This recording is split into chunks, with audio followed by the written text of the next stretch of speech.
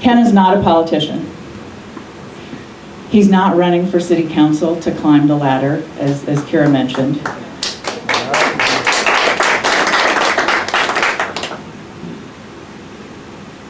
He's running because he truly cares about the people, the community, the neighborhoods that make Kirkland the very special and unique place that drew us here when we moved up from the Bay Area in 2009. He knows people choose to live in Kirkland because it is not Seattle. Yes. And not even Bellevue.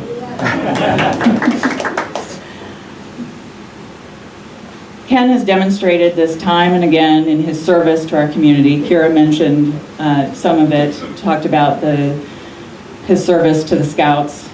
He's served in various leadership roles with the Scouts for over a decade, forming a nonprofit, Friends of Kirkland Scouting, when the troop was about to lose its sponsorship organization and therefore cease to exist. And he recruited both new Scouts and adult leaders to regrow the troop when it had dwindled to just a few Scouts. He made it his personal goal to ensure that the troop not only survived, but thrived. And it does now with, 30-ish, both boy and girl Scouts. Ken has also served as the Market Neighborhood Association's representative with the Kirkland Alliance of Neighborhoods for the last 10 years, and as the Market Neighborhood Association's treasurer since 2022. He was the neighborhood's designated liaison several years ago to work with city staff on updating the Market Street corridor plan when that plan was up for renewal. He devoted roughly 18 months of his time to that effort, working with city staff, working with the community to make sure that we maintained in the plan key elements that were important to the neighborhood.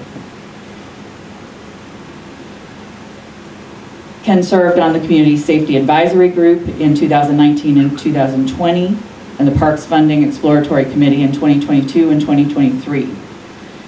As Toby mentioned, he was part of the official Con Committee in 2015 and 2023 on those two ballot measures regarding funding of an aquatic center.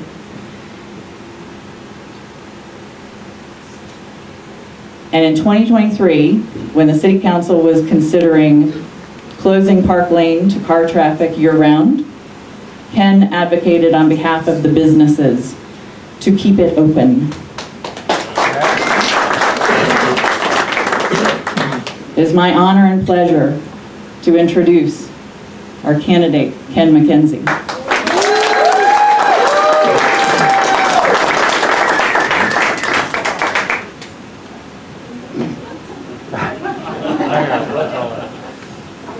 You know, I didn't have a clue that he was going to mention the word bobblehead. Well, closer, I'm told. So the first thing is, thank you, everyone. I'm just so grateful. It's wonderful to see you all here. It's just a great team. And there's people that are on the team that are not here. This is like the core. This is the starting point, and I'm just enormously grateful. And I have to call out Sue Contreras. Yes. I'm not allowed to do this, but this would not be happening without Sue. I'm learning a lot about campaigning for a position, and Sue is teaching me a lot. And she organized this event tonight, so thank you. All right.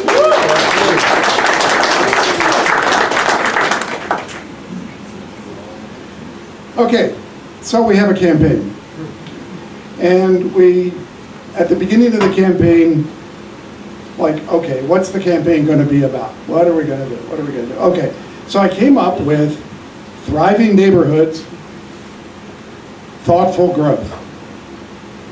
So I would characterize those as humble, they're accurate, sincere, practical, and boring. So I've been poking around at what to do about this. And I've been inspired lately, and actually the last bit of inspiration came from Ken Oberman's kickoff last night, where he had a handout that was on the table. In the middle of it was the word change. That has got to be our theme, change.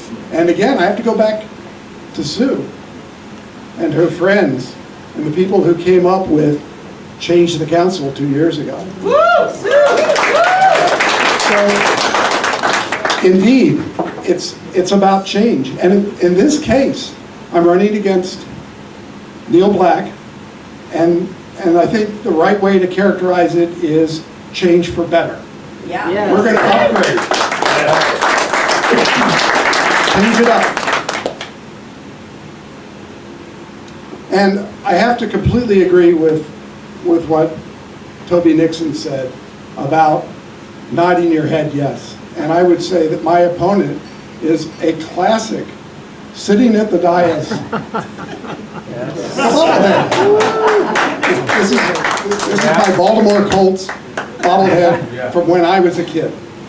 And we just can't have that. We've got to have people who ask the hard questions, and my friend John Pascal does that. My friend John Tim Chisholm does that. We need to add some more people to that group to ask the hard questions.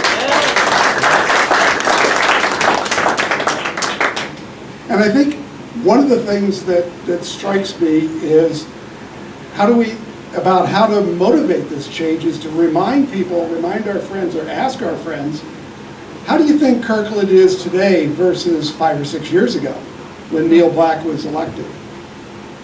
I don't think you're going to find anybody in Kirkland who's going to say we're better off, that we have a better city. They're going to be complaining about things. So when I listen to Neal Black talk about his accomplishments and his plans, I listened to him very carefully at the first legislative district meeting about endorsing candidates, and all he did was talk about how things are really great and he just needs more time to make it better. And the answer is no, things are not all that great, and they're worse than they were when you started. So we need to change for better. And we're going to do this together. This is the team. We all have to talk to our friends. We have to support not only me, but other people that are running for council that are running for change. We have a mission here, and the mission is to get the right people elected who will not be the yes bobbleheads. And of course, we want to improve some things while we're at it. We want to improve the way the city looks. We want to improve the tax situation, or at least keep it from getting any worse, which is what the whole pool thing was about. And I'll tell you, the inspiration that I had for opposing the 2023 pool measure was, first off, I really wanted a pool, which is why I was pleased when the city appointed me to the committee to talk about it. At the next to the last meeting, when it was all being laid out, it just hit me. This is a bad deal for taxpayers. And I just couldn't sign up for a bad deal for taxpayers, no matter how much I wanted a pool. And I'd really like to go back and get that pool, but it has to be done right. So we want to improve our recreation, we want to improve our congestion situation, and we want to improve the way the city looks. There's getting to be more and more concrete and fewer plants, and that's no way to run things. We've got to support our restaurants and our businesses and our residents. We've got to put the people that are in Kirkland first. And I think that's where I'll stop. You guys are a great team, and I really appreciate the support. And we've just got to take it from here and confront the issue. And the issue is too much yes, too much nodding yes. And we've got to take on the competition as expressed by Livable Kirkland, for example, which is really strong competition. We've got to find a strategy that defeats that so that we can have the kind of Kirkland that we all enjoy. Thank you.